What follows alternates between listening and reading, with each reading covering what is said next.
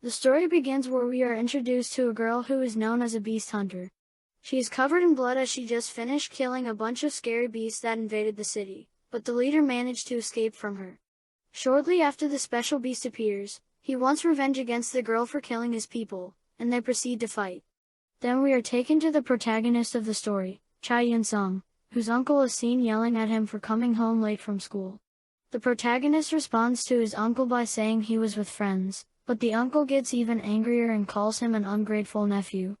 We are then shown the protagonist all alone, sleeping in a dark room. This is usual as he has no friends or family other than his hateful uncle. After his mom died, the protagonist has felt all alone, and his life feels like a waste of time. Sometimes he wishes he was dead instead. His dad left the family when his mom was still alive. The protagonist doesn't even remember his face or voice anymore. Sometimes in a dream, he wishes he could hear his final words, but he can't seem to do it, and sadly, he never remembers the details of his dreams. The protagonist misses his dad so much that just his smile alone made his life brighter than the stars themselves. He loved and respected his dad so much that he wanted to be just like him. Shortly after we see the protagonist walking home from work, tired and depressed as usual. He is sad because he has to find another job on top of the one he already has.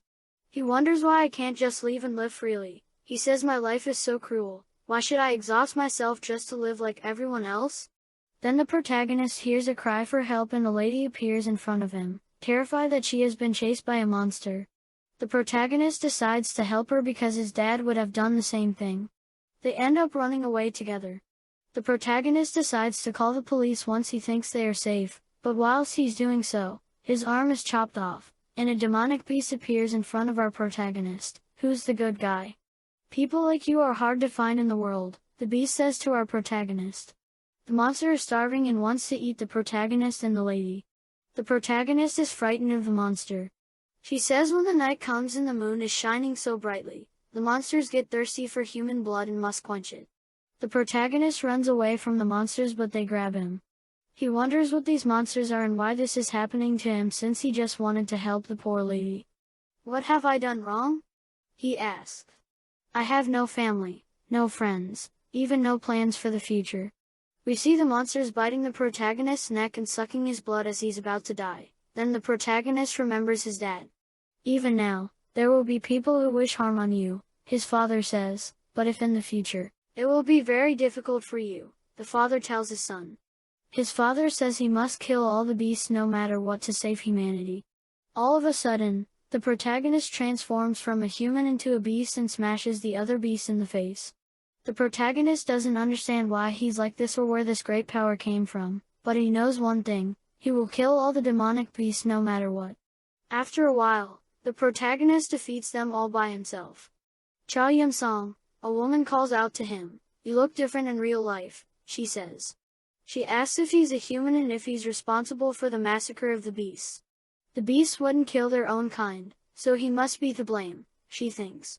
She says if you are human, you should come with us, but if you are a beast, I will kill you right here and now.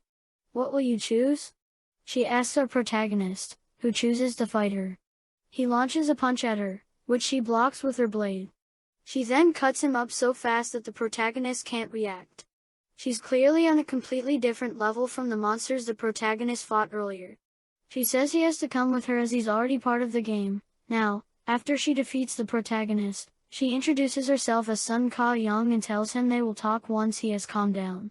Shortly after we see the protagonist in hospital recovering from his injuries, he wonders how he is still alive and well after the girl cut him up pretty badly.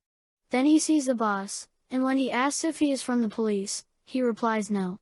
The boss says he is the leader of a secret government organization that eliminates monsters.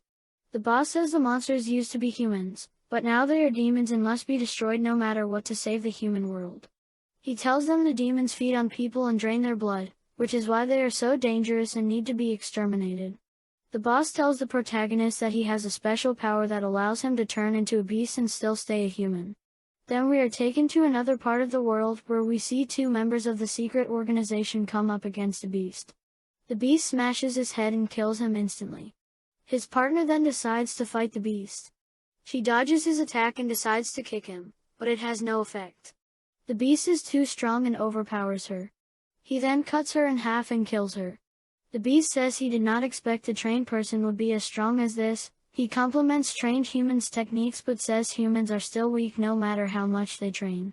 He is seen seeking revenge against the protagonist who killed his friends.